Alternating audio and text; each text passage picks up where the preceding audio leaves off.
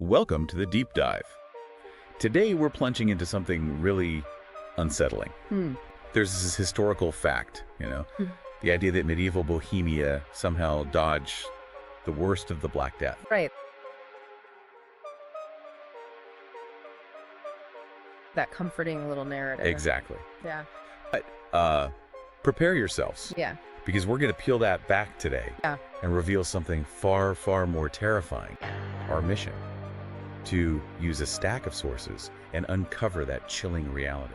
And we've got quite the stack. We're looking at old chronicles, maps that tell a story, but also cutting-edge science, bioarchaeology from mass graves. It's gruesome stuff. And folklore, too. Oh, yes. Haunting legends that really show you the fear people felt. It's a deep dive into a nightmare, basically. Okay, so let's start with that myth, the spared Bohemia idea. Where did it come from? Well, a lot of it traces back to one specific map. Elizabeth Carpentier, 1962, in the journal Annales. Right. He published this map showing the plague's spread, 1347 to 52, and Bohemia. It was marked as partly or entirely spared. Like an island of safety in a sea of death. Pretty much. Those wavy lines showing the plague just seemed to skip it. And that map, it had a huge influence, didn't it? Astounding influence. It basically became historical consensus. People believed Bohemia got off lately. Which led to some wild theories. Oh, absolutely wild. Get this. Sir Fred Hoyle, the astronomer. Yeah. He and his team actually used Carpentier's map to argue the plague came from comets. Comets? Seriously? Seriously. They said Bohemia was just one of those odd spots that comet-borne pathogens, inevitably missed. Wow. Okay. A plague from space that conveniently avoids one kingdom. Something. Sounds like bad sci-fi, doesn't it? But it shows how powerful that map's image was. So, a map tells us one thing, but the deeper dive reveals something much more chilling. But this idea of safety, it wasn't universally accepted even back then, was it? No, not at all. The cracks appeared almost immediately, just a year after Carpentier in 1963. Okay. A Czech historian, František Graus, he objected strongly. What did he say? He said the map gave a misleading impression of certainty.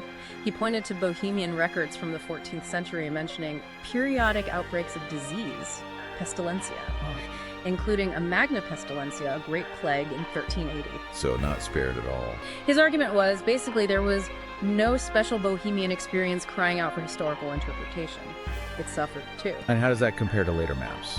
Well, fast forward to Oli Benedicto's map from 2004. It's a completely different picture. How so? Europe is just inundated, waves of plague washing over everything. He says flat out, no region or city escapes. And his estimated death toll? A staggering 60% for Europe. 60%. 60? That's almost unimaginable. It really is. And it just shows, doesn't it, how these comforting ideas, these maps, can shape history, sometimes wrongly. Right. The illusion of safety shattered. And it forces us to keep questioning, especially when the truth is, well, terrifying. Okay, let's move from maps to the ground itself, to the physical proof, the really unspeakable stuff. Yes. Kutna Hora Sedlec, near the Chapel of All Saints, the famous ossuary. The Bone Church. We'll get to that. But first, the excavations nearby. Right. These excavations uncovered what's described as a unique monument, the largest set of medieval mass graves of this kind researched in Europe, period. The largest. Just take that in. How many graves? How many bodies? They looked at 32 mass graves, at least partially, examined over 1,800 skeletons. 1,800. And more than half of those were in the mass graves. What defines a mass grave in this context? It sounds horrific. It is. The definition itself is chilling. 3 or more individuals buried in multiple vertical layers where individuals must be in physical contact. So bodies literally piled on top of each other. Exactly, indicating a discrete event. Rapid, overwhelming death, people dying faster than they could be buried properly. Oh, God. There's a chronicle, Francis of Prague, 1348. He wrote about it. What did he say? He noted that the air became further infected from the rotting of corpses, becoming a greater threat than spoiled food, as no one survived to bury them. The air itself, deadly. Huh. No one left to bury the dead. That's pure horror. It paints an absolutely terrifying picture, a landscape choked by death. So you have these mass graves, Yeah. piles of bodies, but there were other disasters around them, right? Like famine. Exactly. There was a major famine in 1318. So only about 30 years before the plague hit Bohemia. Right. And that's the huge challenge for the scientists. How do you tell the famine victims apart from the plague victims? Especially with radiocarbon dating being tricky for that specific period. Precisely. The calibration curve for radiocarbon dating makes it really tough to get precise dates in that narrow window. So how did they tackle it? What was the innovation? They used some pretty advanced statistics, Bayesian modeling. Okay. They took 172 radiocarbon dates from teeth and bones of 86 different individuals. Teeth and bones. Why both? Ah, that's the clever part. The assumption is your teeth erupt by, say, age 13. So the carbon date from a tooth reflects an earlier time than the carbon date from your bone, which reflects more closely when you actually die.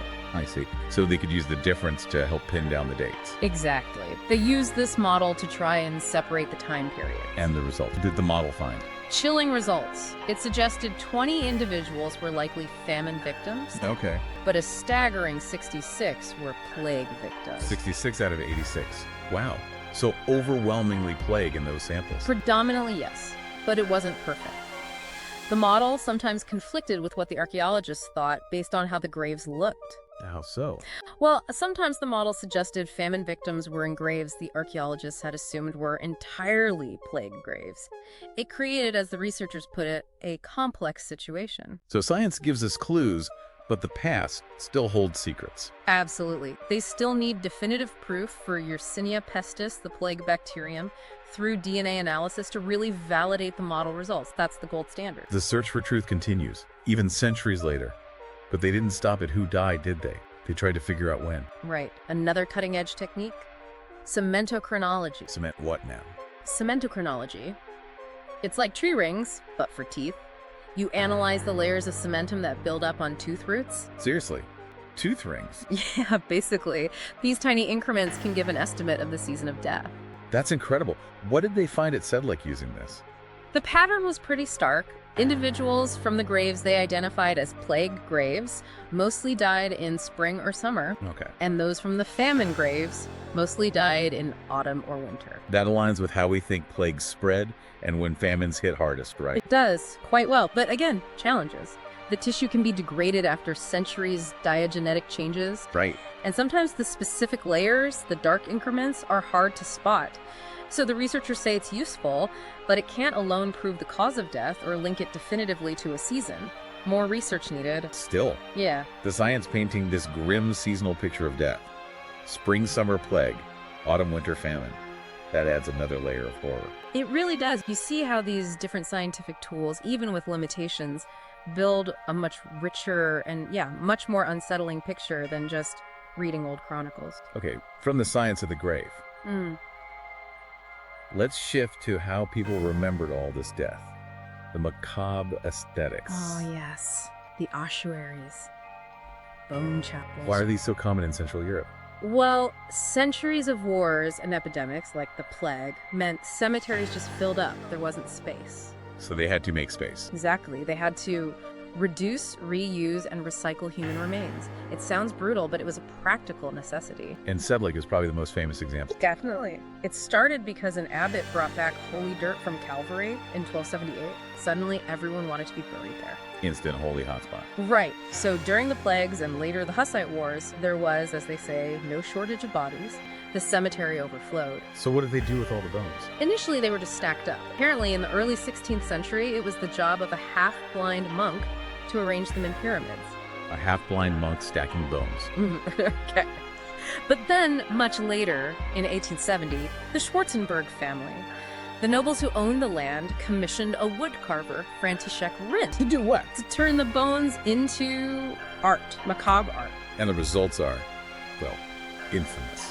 Describe it. It's truly nightmarish. You walk in and there's this huge chandelier, supposedly contains at least one of every bone in the human body. Every single bone. Garlands, strings of skulls draped across the ceiling, down the walls. And the family crest. Rendered entirely in bone, including a really gruesome detail. A raven made of bone pecking at the eye socket of a severed Perk's head, also bone. Oh my god. That's graphic. And Rindt even signed his work in finger bones near the entrance. His signature. Yeah. In bones. What was the point of all this? Just shock value. The intention was memento mori, remember death, Yeah. Stark, unavoidable reminder that life is temporary, death is coming for everyone. You couldn't escape it when you were surrounded by it, literally. A truly visceral confrontation with mortality. Absolutely. And Sedlec wasn't unique, right? There were others. Oh yeah, the Czermna Skull Chapel in Poland. Built by a priest, Wacław Tomaszek. It holds 3,000 skulls and bones on display, but apparently 10 times that many are in the crypt below. 10 times. He saw it as his mission of memento mori. He's even buried there himself now. Wow, joining his congregation. And the St. James Ossuary in Brno, Czech Republic, estimated 50,000 skeletons. 50,000. Bigger than Sedlec. Bigger than Sedlec, mostly plague and cholera victims. So what does this all mean, this artistic arrangement of mass death? How did people cope with it staring them in the face? It's about processing, I think. Transforming that overwhelming horror into something else. A statement. A chilling form of remembrance, maybe. A testament to collective trauma made disturbingly permanent. A permanent nightmare. Okay, let's move from the physical remains and their arrangement to the terrors of the mind, the psychological impact. Right, because despite this devastation, sources show life didn't just stop in Bohemia. Which is almost chilling in itself. It is. University teaching continued, court agendas were followed. People adapted somehow to living alongside constant horrific death. A terrifying kind of resilience. And this period also fuels what later scholars called Gothic epidemiology. Gothic epidemiology, what's that? It's more a 19th century view, looking back at the Black Death, not just medically, but as this dark, powerful, morbidly fascinating crisis, focusing on things like the flagellant movements, the persecutions, seeing it as this societal meltdown driven by fear. And what did medieval doctors think, like in Bohemia? Well, someone like Christian of Protasitus, a physician, gave pretty stark advice, basically, run, escape. Just get away from infected areas. Yes. And interestingly, he also believed that fear itself could cause the plague. Fear could make you sick. He thought so. He emphasized that if one succeeds in displacing the idea of plague, one has a much better chance of survival. The power of positive thinking, medieval style, or just desperation. Wow. Mind over matter against the deadliest disease imaginable. It shows the psychological battle, doesn't it? And you saw extreme reactions, too. Flagellants appeared in Prague in 1349. Whipping themselves in the streets. Yes, self-flogging as public penance, hoping to appease God's wrath. But the archbishop quickly declared them heretics. It just shows the sheer terror and desperation, people trying anything. Utter desperation. So, if science had few answers, and even extreme religious acts were condemned, how did ordinary people process this invisible, incomprehensible enemy? This is where folklore comes in. Plague legends. Stories born from sheer terror. A way to try and understand the horror. Exactly. A way to give shape to the shapeless dread. Emily Urquhart writes insightfully about this. These legends are a means of processing the incomprehensible. What kind of shapes did the plague take in these legends? Terrifying ones. Pesta, the personification of the plague, often an old woman. Pesta. Sometimes she carried a rake. That was bad. Some might die, but maybe not all. Okay. But if she carried a broom, that meant a clean sweep. No one will survive. Imagine seeing her approach your village, checking if she has the rake or the broom. The dread. Pure terror. What other stories were told? Oh, chilling anecdotes. A ferryman who sees Pesta's face, recognizes her for what she is. She spares him the suffering, but he still dies soon after. A merciful death. Almost. Or a ghost ship, arriving empty, but its plundered cargo brings death to the village that takes it. The plague carried on objects. Yes. And darker still. 2 orphans, told by a man to jump inside a hole he dug, saying lunch was down there. No. He just buries them alive with his shovel. A horrifying image of societal breakdown, innocence betrayed. That's just unbearable. Or the lone woman wandering a completely deserted landscape after the plague passed. She finds only one single footprint left in the mud besides her own. The utter desolation. Just one other person left. Maybe. These stories traveled too. They're migratory, Urquhart says, and shapeshifters. They adapt to fit the fears of the time and place. Like the Amabi in Japan. Exactly. That half-fish, half-duck creature whose picture was supposed to ward off epidemics. Different culture, different time, but the same human need for some kind of symbol, an amulet against the unseen threat. So these legends, they're not just stories. They're the real story of how humans felt. In a way, yes. They capture the psychological reality, the fear, the desperation, the search for meaning when everything collapses. They are profound chronicles of human experience, even with the supernatural elements. So we began with this idea, this myth almost, of Bohemia being spared. Right, the comforting illusion. And our deep dive has just obliterated that. What we found instead is this unique, terrifying, deeply impactful history. Yeah, not spared, just different horrors, perhaps. We went through the maps that lied, the archaeology that unearthed the brutal reality of mass graves, The sheer scale of it. the science that tried to pinpoint the season of dying, Spring, summer versus autumn, winter. grim, and the cultural response is the bone art, the chilling folklore giving voice to unimaginable fear. It's a complex picture. Mass death, yes, but also resilience, adaptation, and these really macabre ways of confronting the inevitable.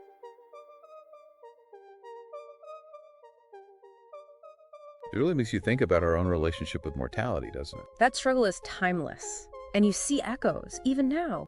When faced with huge crises, we still turn to science, yes, but also to symbols, stories, rituals. Ancient fears, ancient coping mechanisms still running deep. Exactly.